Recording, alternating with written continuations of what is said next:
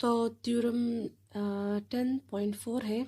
इसकी स्टेटमेंट है if in the correspondence of two right angle triangles. ठीक है, दो राइट एंगल ट्राइंगल है। राइट एंगल ट्राइंगल का मतलब होता है कि ट्राइंगल में एक एंगल जो होगा वो 90 के इक्वल होगा। अच्छा, अब एक राइट एंगल ट्राइंगल है, बल्कि दो राइट एंगल ट्राइंगल्स हैं। ठीक है, two right angle triangles, the hypotenuse and one side of one triangle are respectively congruent to the hypotenuse and the corresponding side of the other triangle। ठीक है, मतलब दो ट्राइंगल्स है तो दोनों में जो उनके और दोनों राइट एंगल भी है। तो राइट एंगल में क्या होता है, एक बेस, एक परपेंडिकुलर और एक हाइपोटेन्यूज। ठीक है, तो दोनों में हाइपोटेन्यूज क्या होंगे, वो भी कॉन्ग्रुएंट होंगे, और वन साइड, दोनों के एक एक साइड भी कॉन्ग्रुएंट होंगे। प्रूफ हमने ये करना है कि जो ट्राइंगल्स है वो भी कॉन्ग्रुएंट हो। ठीक है, सबसे पहले हम दो राइट एंगल ट्राइंगल बना लेते हैं। एक राइट एंगल ट्राइंगल ये रहा, सही है, ये एक ट्राइंगल है, इसको हम नाम दे देते हैं ABC। अब एक दूसरा राइट एंगल ट्राइंगल,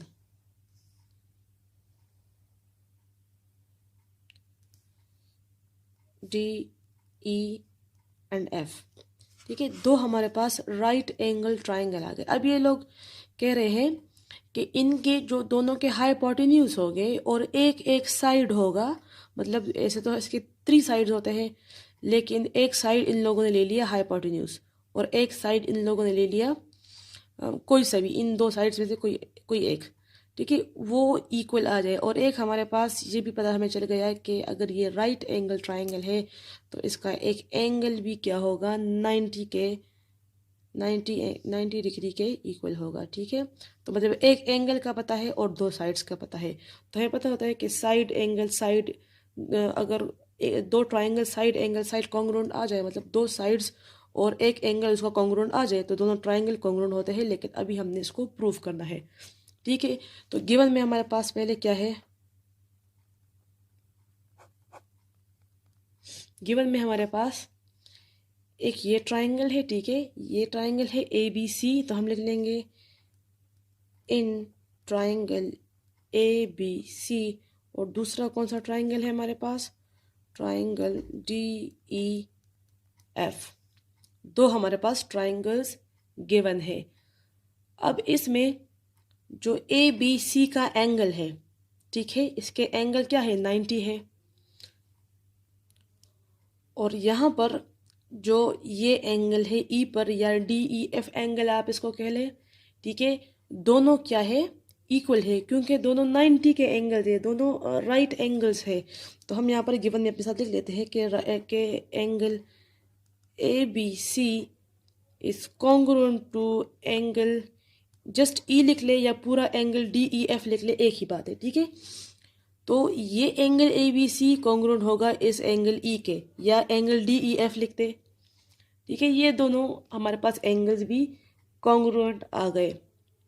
अब हाइपोटेन्यूज की इन लोगों ने बात की है कि इन दोनों के हाइपोटेन्यूज भी कॉन्ग्रुएंट होंगे। ठीक है, तो यहाँ पर हाइपोटेन्यूज कौन सा है, देखिए ये बेस है, ये परपेंडिकुलर है, तो ये वाला हाइपोटेन्यूज है। यहाँ पर ये बेस है, ये परपेंडिकुलर है, तो ये हाइपोटेन्यूज है। तो दोनों के हाइपोटेन्यूज क्या है, वो सेम है।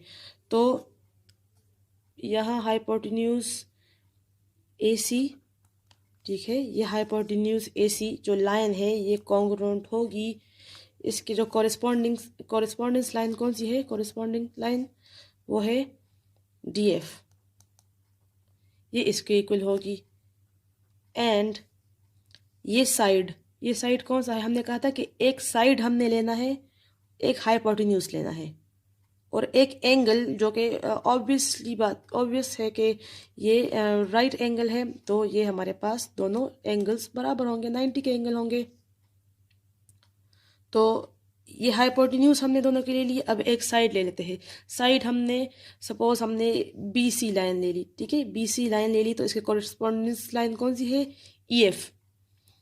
And BC line is congruent to EF। ये चीज़ें हमारे पास गिवन है। हमारे पास दो ट्राइंगल्स है जिनमें जो एंगल यहाँ पे बन रहे हैं वो 90 के एंगल्स है। ठीक है, मैं यहाँ पे लिख लेती हूँ, बोथ आर राइट एंगल। ठीक है, ए बी सी और एंगल ई क्या है, दोनों राइट एंगल्स है, तो दोनों कॉन्ग्रुएंट है। इसके अलावा हमारे पास जो दोनों के हाइपोटेन्यूज है वो भी कॉन्ग्रुएंट है, और एक साइड हमने कॉन्ग्रुएंट ले ली, यानी कि साइड्स और वन एंगल, यानी कि साइड एंगल साइड हमारे पास गिवन है कि ये कॉन्ग्रुएंट है। प्रूफ क्या करना है, टू प्रूफ हमने ये करना है कि जो दोनों ट्राइंगल्स है ये भी कॉन्ग्रुएंट है, यानी triangle A B C is congruent to triangle D E F. ये वाला ट्राइंगल इस वाले ट्राइंगल के कॉन्ग्रुएंट हमने प्रूफ करना है। कंस्ट्रक्शन वाले पार्ट में इसमें क्या कंस्ट्रक्ट करेंगे, कंस्ट्रक्शन में हम ये जो ए बी लाइन है इससे हम एक पॉइंट लगाएंगे। ठीक है, यहाँ हम एक पॉइंट लगाएंगे,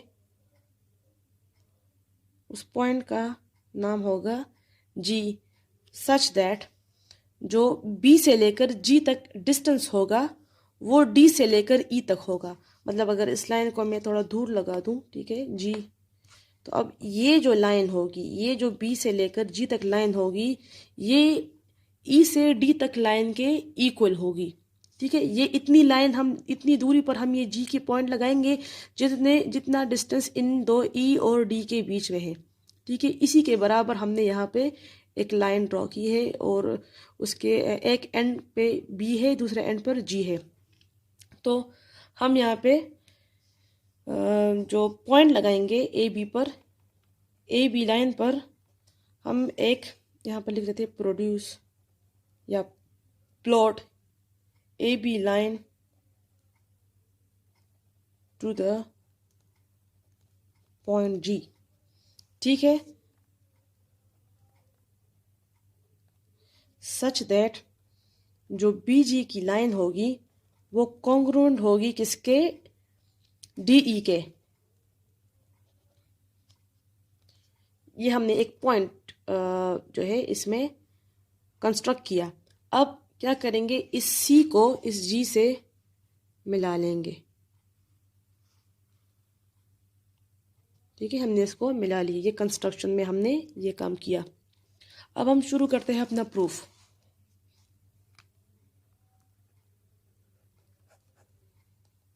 प्रूफ में क्या होता है, एक साइड पे होता है स्टेटमेंट्स, एक साइड पे होता है रीजंस,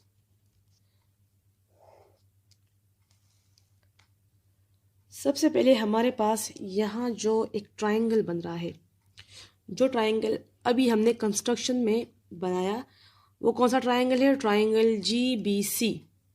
ठीक है, ये भी एक राइट एंगल ट्राइंगल है, मींस कि यहाँ इसके साथ भी एक 90 का एंगल बन रहा है। ठीक है, तो हम यहाँ पे लिख लेते हैं कि in triangle G B C क्या होगा, measurement of angle C B G क्या होगी, 90 होगी। यानी कि एम का मतलब होता है मेजरमेंट, एंगल इस ट्राइंगल में जो एंगल होगा, ठीक है, इस एंगल की हम बात कर रहे हैं, ये वाला एंगल, इसको हम कहेंगे सी बी जी। इस एंगल का नाम होगा सी बी जी, और ये 90 के बराबर होगा। ठीक है, और ये हमारे पास गिवन में है कि हम ऐसे ट्राइंगल्स बनाएंगे जो राइट एंगल ट्राइंगल्स होंगे। अब हम चेक करते हैं, ये जो ट्राइंगल हमने बनाया है जी बी सी, इसको हम चेक करेंगे इस ट्राइंगल के साथ, यानी इस ट्राइंगल को चेक करेंगे इस ट्राइंगल के साथ। तो हम यहाँ पर लिख लेते हैं, बल्कि नेक्स्ट पेज पर लिख लेंगे। ठीक है,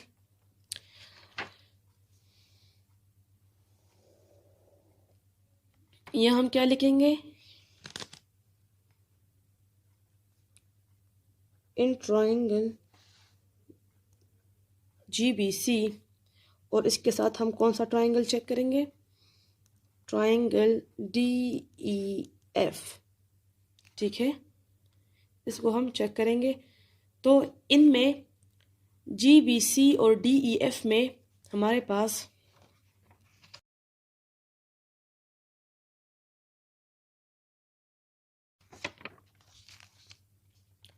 इसमें हमारे पास जो जी बी लाइन है, ठीक है, ये लाइन हमने किसके बराबर ली थी, डी ई के। हमने कहा था कि हम ये जी पॉइंट इस बी पॉइंट से उतने डिस्टेंस पे लगाएंगे जितना डिस्टेंस इस डी और इस ई के बीच में है। तो जो हमने ये इक्वल डिस्टेंस में लगाया, इसका मतलब है कि ये लाइन इस लाइन के कॉन्ग्रुएंट होगी ना। तो इसको हम लिख लेते हैं कि G B line is congruent to D E line.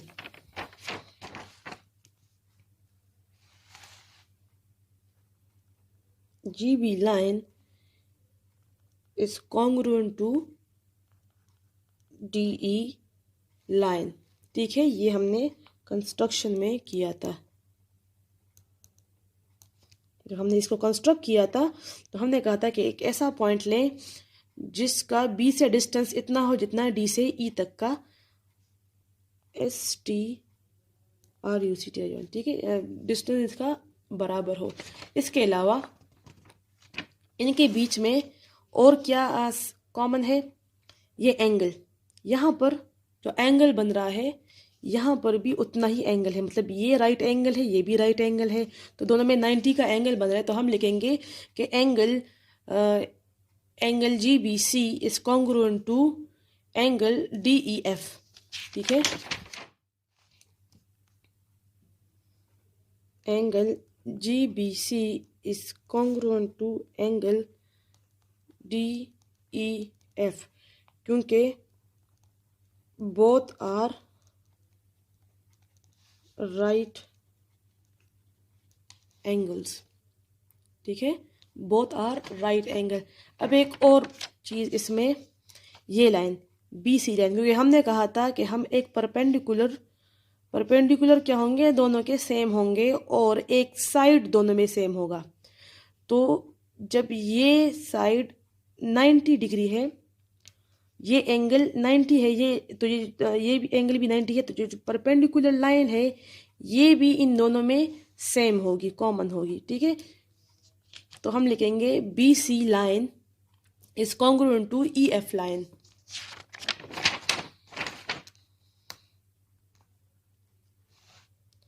B C line is congruent two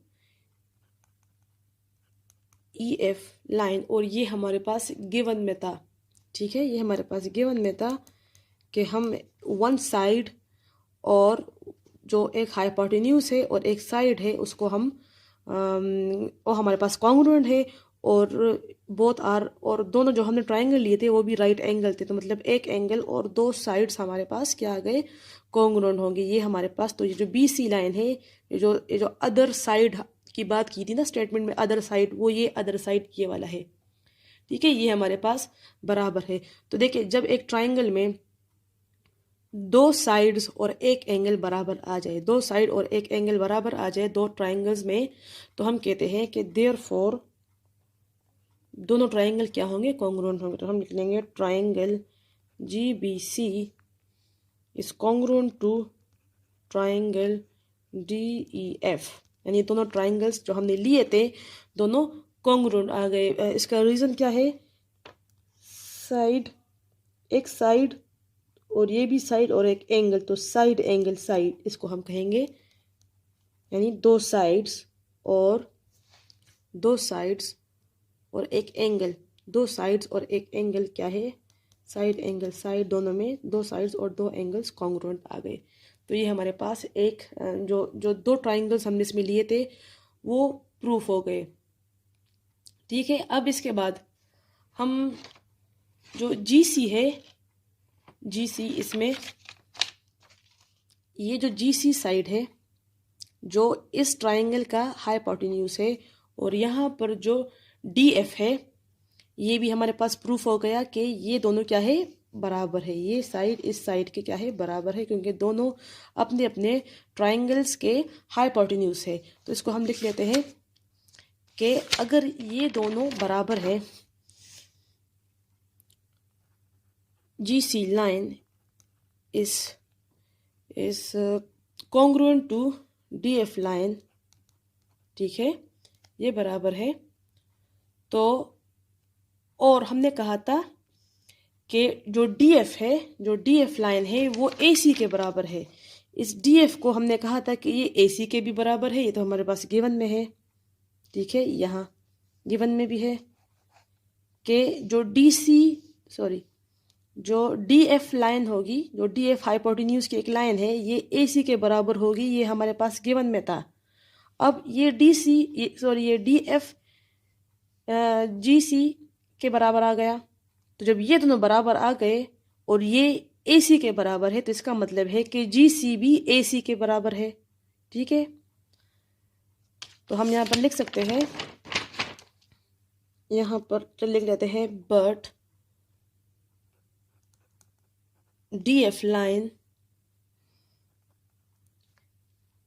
is congruent to A C, यानी कि अगर जी सी डी सी के बराबर है तो डी एफ के बराबर है, तो डी एफ ए सी के बराबर है। इसका मतलब है कि ये इसके भी बराबर हो गया ना। Therefore G C is congruent to A C line, ठीक है। तो इसका मतलब है कि ए सी लाइन में जो ए का एंगल होगा, इसका मतलब है कि जब ये लाइन इस लाइन के बराबर आ गई तो ये एंगल इस एंगल के भी बराबर होगा। तो हम लिख लेंगे, इसका मतलब है कि एंगल ए क्या होगा, वो भी कॉन्ग्रुएंट होगा एंगल जी के, ठीक है। अब यहाँ तक हमारे पास एंगल जो जी बी सी और जो ए बी सी का जो एंगल जो ट्राइंगल्स थे, उनका रिलेशन हमने यहाँ पर पढ़ा। अब हम इसके बाद ए बी सी और जी बी सी जो दोनों ट्राइंगल्स है, इनका रिलेशन अब हम पढ़ेंगे कि इनमें क्या क्या कॉमन है। तो यहाँ पर in triangle A B C, ठीक है, ट्राइंगल ए बी सी है, और दूसरा कौन सा है ट्राइंगल, दूसरा ट्राइंगल है जी बी सी। अब लास्ट में हम ट्राइंगल ए बी सी और ट्राइंगल जी बी सी को पढ़ेंगे। अब इनमें क्या कॉमन हो सकता है। तो जो ए बी सी है और जी बी सी है, सबसे पहले इनमें जो ए सी लाइन है और जो जी सी लाइन है, मैंने आपसे कहा था ना कि जी सी बराबर है डी एफ के और डी एफ बराबर है ए सी के, ठीक है। तो क्या हो गया कि जी सी बराबर आ गया ए सी के, यानी कि ए सी और जी सी कॉन्ग्रुएंट है। तो हम यहाँ पर लिख लेते हैं कि A C line is congruent to G C line. ये हम कंपैरिजन कर रहे हैं इन दो ए बी सी और जी बी सी के ट्राइंगल्स में, जिसमें ए सी इस ट्राइंगल का हाइपोटेन्यूज है और जी सी इस ट्राइंगल का हाइपोटेन्यूज है। इसके अलावा यहाँ पर हमने ये भी पढ़ा कि अगर ये दोनों बराबर है तो फिर angle A B angle G के बराबर आएगा, ठीक है। ये बात हमारे पास प्रूफ हो चुकी है, यहाँ ये हमारे पास यहाँ प्रूफ हो चुकी है, ठीक है, कि जी सी ए सी के बराबर है। वही बात हमने यहाँ लिख ली कि इन दोनों को अगर हम कॉरेस्पॉन्डिंग चेक करेंगे तो इनमें ए सी जी सी के बराबर है, ये प्रूफ है। दूसरा क्या है कि एंगल ए बी कॉन्ग्रुएंट होगा एंगल जी के, ये भी हमारे पास यहाँ प्रूफ्ड है, तो इसको भी हम लिख लेते हैं proofed.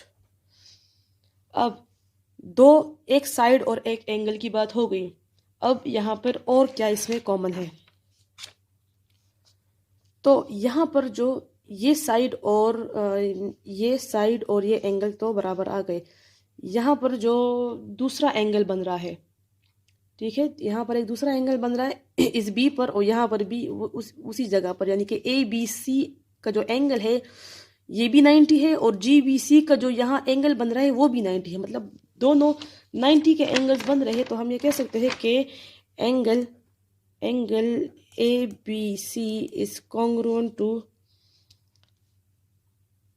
Angle G B C, ठीक है। दोनों के एंगल्स बराबर है क्योंकि ईच इज राइट एंगल। ठीक है, तो यहाँ पर हमारे पास एक साइड दो ट्राइंगल्स के कॉरेस्पॉन्डिंग जो साइड्स थे वो कॉन्ग्रुएंट आ गए, और दो दो एंगल्स यानी कि एक साइड और दो एंगल्स हमारे पास बराबर आ गए। इसका मतलब है देयरफॉर दोनों जो ट्राइंगल्स है वो भी कॉन्ग्रुएंट होंगे। Triangle A B C is congruent to triangle, दूसरा कौन सा था, जी बी सी। यानी कि जब एक ट्राइंगल के दो एंगल्स और एक साइड कॉन्ग्रुएंट आ जाए तो हम कहते हैं कि दोनों ट्राइंगल्स भी कॉन्ग्रुएंट आ गए। इसको हम कहते हैं angle side is congruent to angle side, यानी कि दो एंगल्स और एक साइड क्या आ गए, कॉन्ग्रुएंट आ गए। देयरफॉर दोनों ट्राइंगल्स भी कॉन्ग्रुएंट आ गए। लेकिन हमने क्या कहा था, हमारे पास ट्राइंगल जब A B C triangle G B C के कॉन्ग्रुएंट आ गया, और जी बी सी किसके कॉन्ग्रुएंट आया था, ट्राइंगल डी ई एफ के। ठीक है, ट्राइंगल डी ई एफ के ये कॉन्ग्रुएंट आया था, तो हम कह सकते हैं कि ए बी सी बी इस डी ई एफ के कॉन्ग्रुएंट है। हम यहाँ पर लिख लेंगे देयरफॉर ये हमारे पास प्रूव्ड है। ठीक है,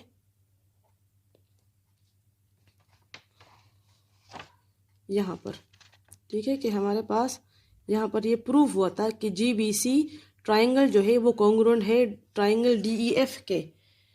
ये हमारे पास जी बी सी इसके बराबर आता है, तो हम ये कह सकते हैं कि अगर ए बी सी इसके बराबर है और ये इसके बराबर है तो ए बी सी भी डी ई एफ के बराबर होगा ना। तो therefore triangle A B C is congruent to triangle D E F, और ये हमारा प्रूफ था।